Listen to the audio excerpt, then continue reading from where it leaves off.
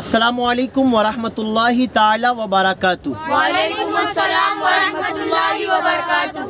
अस्सलातु वस्सलामु अलैका या रसूल अल्लाह। अस्सलातु वस्सलामु अलैका या रसूल अल्लाह। अस्सलातु वस्सलामु अलैका या हबीब अल्लाह। अस्सलातु वस्सलामु अलैका या हबीब अल्लाह। व अला आलिका व अला आलिका व अस्हाबिका व अस्हाबिका या नूर अल्लाह या नूर अल्लाह सल्लल्लाहु ताला सल्लल्लाहु ताला अलैका वसल्लम। अलैका वसल्लम। पढ़िए बिस्मिल्लाहिर्रहमानिर्रहीम। बिस्मिल्लाहिर्रहमानिर्रहीम। अल्लाहुम्मा अल्लाहुम्मा सल्लि अला सल्लि अला सय्यिदिना सय्यदिना व मौलाना व मौलाना मुहम्मदिन मुहम्मदिन नूरिल अनवार नूरिल अनवार व सिर्रिल असरार व सिर्रिल असरार व सय्यिदिल अबरार। व सय्यदिल अबरार। प्यारे बच्चों, इस दुरूद पाक की फजीलत में आता है कि जो कोई बंदा मोमिन इस दुरूद पाक को जितना ज़्यादा कसरत से पढ़ता है, अल्लाह तबारक व ताला उस बंदे के दिल में और चेहरे पर नूर पैदा फरमाता है। सुभान अल्लाह। माशाल्लाह, आपने लास्ट टाइम भी दर्स अटेंड किया था। आपने उसमें शैतान के बारे में सुना था कि शैतान को जन्नत से क्यों निकाला गया। याद है ना आपको? जी आपने ये बात अपने दोस्तों में भी शेयर की होगी, घर वालों को भी बताया होगा। आज की भी इस दर्स में मैं आपको बताऊं कि अल्लाह तबारक व ताला किन लोगों को अता फरमाता है, अल्लाह ताला किन लोगों से राज़ी होता है। तो मैं आपको बताऊं, कुरान करीम में अल्लाह ताला फरमाता है लइन शकरतुम लअज़ीदन्नकुम, तुम मेरा शुक्र अदा करो मैं तुम्हें और दूंगा। सुभान अल्लाह। जो लोग अल्लाह का शुक्र अदा करते हैं ना हर हाल में, तो अल्लाह ताला उन्हें और मज़ीद नेमतें अता फरमाते हैं। सुभान अल्लाह। और जो लोग अल्लाह ताला की नाशुक्री करते हैं तो अल्लाह ताला उन पर से अपनी नेमतों को रोक देता है। तो हमें चाहिए कि हर हाल में अल्लाह का शुक्र अदा करें। कहे इंशाअल्लाह। जब भी आपसे कोई पूछे ना कि आप कैसे हो, तो आपको कहना ये नहीं है कि ठीक हूँ, अच्छा हूँ, बल्कि आप कहेंगे अल्हम्दुलिल्लाह। अल्हम्दुलिल्लाह कहेंगे आप लोग इंशाअल्लाह। अल्लाह ताला को शुक्र अदा करने वाले बंदे बहुत पसंद हैं। और जो अल्लाह ताला की नाशुक्री करते हैं ना, तो अल्लाह ताला ऐसे बंदों से नाराज़ होता है। मैं आपको एक वाक़या बताऊं। हज़रत मूसा अलैहिस्सलाम आप कोहे तूर पे तशरीफ़ ले जाते और रब ताला से कलाम करते थे। एक मर्तबा जब आप कोहे तूर पर जा रहे थे तो आपका उम्मती जो बड़ा अमीर था, बड़ा रईस था, बहुत पैसे वाला था, उसने आपसे अर्ज़ की, ए अल्लाह के नबी, आप रब की बारगाह में अर्ज़ करें कि अल्लाह ने मुझे बहुत माल और दौलत दी, अल्लाह ताला अब मुझे मज़ीद और अता ना फरमाए, क्योंकि अब मेरे पास रखने की जगह भी नहीं है, अब मेरे पास बहुत नेमतें आ गई। आपने उसकी बात सुनी, आपने आगे बढ़े, थोड़ी दूर गए तो एक और आपका उम्मती मिला जो बड़ा गरीब था, जो रास्ते में कहीं बैठा था, जिसके जिस्म पर लिबास भी नहीं था। उसने अपनी शर्मगाह को, अपनी सित्र को किसी चीज़ से छुपाए रखा था, मिट्टी वगैरह से या किसी कपड़े से। उसने कहा, अल्लाह के नबी, आप रब की बारगाह में अर्ज़ करें कि अल्लाह मुझे अपनी नेमतें अता फरमाए, क्योंकि मेरे पास कुछ भी नहीं है। आपने उसकी बात भी सुनी। अब जब कोहे तूर पे आप तशरीफ़ ले गए तो आपने रब की बारगाह में दोनों का मारोज़ा पेश किया, दोनों की बात रखी। तो रब ताला ने फरमाया, ए मूसा, ए मेरे नबी, जाकर उस उम्मती से, मेरे उस बंदे से कह दो जिससे मैंने अपनी बहुत नेमतें दी और जिसने क्या कहा, अब मेरे पास रखने की जगह नहीं है, उससे कहो अब वो मेरा शुक्र अदा करना छोड़ दे, अब वो मेरा शुक्र अदा करना छोड़ दे, तो अब मैं उस पर से अपनी नेमतें उसको अता करना भी रोक दूंगा। फिर आपने उस दूसरे बंदे का जिक्र किया तो रब ताला ने फरमाया, उस बंदे से कहो कि वो मेरा शुक्र अदा करना शुरू करे, सुभान अल्लाह, तो मैं उससे और अता करूंगा। अब हुआ यूँ कि जब आप कोहे तूर से वापस लौटे तो वो शख्स जो अमीर था, जो आपकी दौर का रईस था, वो मिला। आपने उससे कहा कि तेरे लिए रब का ये पैगाम है, मैसेज है कि तू अल्लाह का शुक्र अदा करना छोड़ दे, तो अल्लाह ताला तुझ पर अपनी नेमतें मज़ीद अता फरमाना छोड़ देगा। तो उसने अर्ज़ की, अल्लाह के नबी, मैं अल्लाह का शुक्र अदा करना कैसे छोड़ूं, क्योंकि अब तक मेरे पास जो कुछ है सब रब ही का दिया हुआ है सुभान अल्लाह। और मैं उसका शुक्र अदा करता हूँ, अल्लाह मुझे अता फरमाता है। आपने कहा अगर ऐसा है तो फिर याद रहे कि अगर तू अल्लाह का शुक्र अदा करना नहीं छोड़ता तो अल्लाह भी तुझे अपनी नेमतें और अता फरमाएगा। सुभान अल्लाह। फिर दूसरे शख्स से मुलाकात हुई, अब उससे आपने कहा कि तू अल्लाह का शुक्र अदा करना शुरू कर दे तो अल्लाह तुझे अपनी नेमतें अता फरमाएगा। उसने माअज़ अल्लाह नाज़िबा अल्फाज ज़बान से निकाले और कहा कि अल्लाह के नबी, मैं किस बात का शुक्र अदा करूं, मेरे पास है क्या, कुछ भी नहीं। उसने कहा मैं किस तरह से शुक्र अदा करूं, किस चीज़ का शुक्र अदा करूं? आपने कहा कि तू अल्लाह का शुक्र अदा कर, अल्लाह तुझे अता फरमाएगा। उसने कहा मेरे पास कुछ भी नहीं है। बस उसने इतना कहा, एक तेज़ हवा का झोंका आया और जो उसकी सित्र छुपी थी, जहाँ मिट्टी थी, उसने अपने सित्र को यानी शर्मगाह को छुपाया था, हवा का झोंका आया और उससे भी ले गया। अल्लाह। अल्लाहु अकबर। मालूम हुआ कि जो नाशुक्री करता है ना तो जो है वो भी छीन लिया जाता है, और जो शुक्र अदा करता है तो उसे इतना मिलता है कि रखने की जगह भी नहीं होती। सुभान अल्लाह। तो आपके लिए आज के इस दर्स में पैगाम है कि आप हमेशा अल्लाह का शुक्र अदा करें। कहें इंशाअल्लाह। इंशाअल्लाह। है ना, हर हाल में अल्लाह का शुक्र अदा करे और अपनी ज़बान पर अल्हम्दुलिल्लाहि रब्बिल आलमीन अला कुल्ली हाल क्या कहेंगे? अल्हम्दुलिल्लाहि रब्बिल आलमीन अला कुल्ली हाल। माशाअल्लाह, वेरी गुड। ये आप कलिमात अपनी ज़बान पर जारी रखें तो अल्लाह ताला आपको और अता फरमाएगा। अपने घर जाके अम्मी अब्बा से भी कहें, भाई बहनों से, आपके दोस्तों से कि हमेशा अल्लाह का शुक्र करें। अगर कोई आपके सामने कहे ना कि बस बहुत बीमारी है, परेशानी है, टेंशन है, डिप्रेशन है, ये हो गया वो हो गया, तो आप कहें मेरे भाई अल्लाह का शुक्र करो, अल्लाह ने जो दिया। आप बताइए, सांसें चल रही है, ये अल्लाह की नेमत है ना। अल्लाह ने देखने के लिए आँख दिया, सुनने के लिए कान अता फरमाए, अल्लाह ने पकड़ने के लिए हाथ दिया, चलने के लिए पैर दिया, है ना। ये कितनी नेमतें हैं। बोलने के लिए अल्लाह ने मुंह में ज़बान दी, ये कितनी बड़ी नेमत है, बताइए है कि नहीं?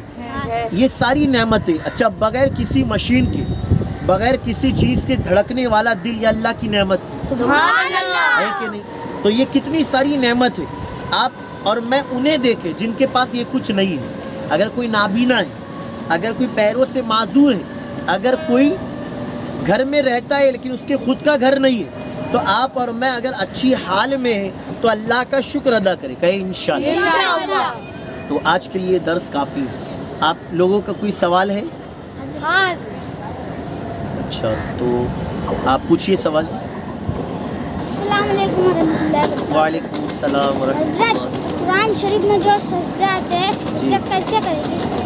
अच्छा, माशाल्लाह, अच्छा सवाल है इनका कि कुरान शरीफ जब हम पढ़ते तो 90 पारे से सजदा शुरू है।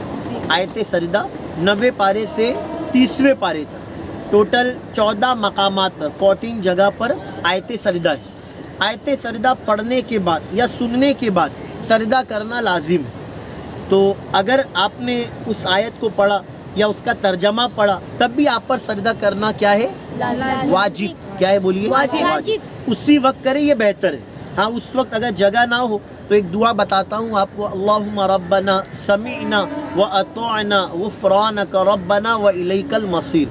ये दुआ पढ़ लीजिए, फिर बाद में आपको जब कभी टाइम मिले आप सजदा करें तो इंशाअल्लाह ताला आपका सजदा अदा हो जाएगा, आपको सवाब मिलेगा। हाँ, मकरू वक्त में आपको सजदा नहीं करना।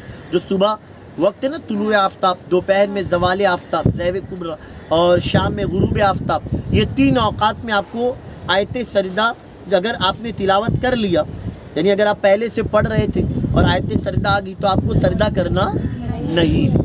और सजदा करने का तरीक़ा ये है कि जब आप आयत सजदा तिलावत करें, कुरान शरीफ मोहब्बत से, प्यार से बंद करें, अदब से खड़े हो जाए।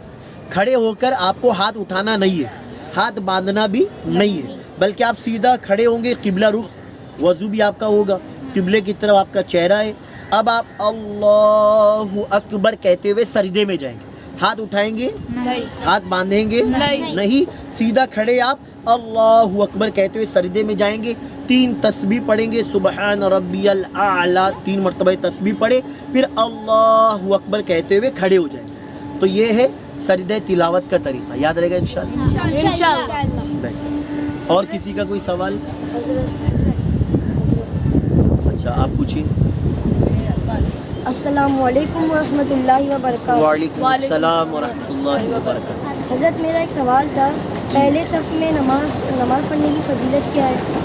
سبحان اللہ بولیے. سبحان اللہ. ماشاءاللہ ان کا سوال بھی بہت اچھا ہے اور یہ سوال بھی بہت کم لوگ کرتے ہیں. پہلے تو میں آپ کو بتاؤں پہلی صف کی فضیلت کتنی ہے. حدیث مبارکہ کا مفہوم ہے رحمت عالم صلی اللہ علیہ وسلم نے ارشاد فرمایا اگر لوگوں کو پہلی صف کی فضیلت معلوم ہو جائے تو لوگ تلواریں نکالیں. اللہ لوگ تلوار نکالیں گے کہ مجھ کو پہلی صف میں بیٹھنا ہے. لیکن آج ہمارے یہاں ایسا ہوتا ہے اللہ ماشاء اللہ بہت کم جگہ کہ لوگ آتے ہیں جلدی بھی آئے تو پیچھے بیٹھتے ہیں. لیکن میں آپ کے سوال کا جواب دوں کہ پہلی صف میں نماز پڑھنے کا کتنا ثواب.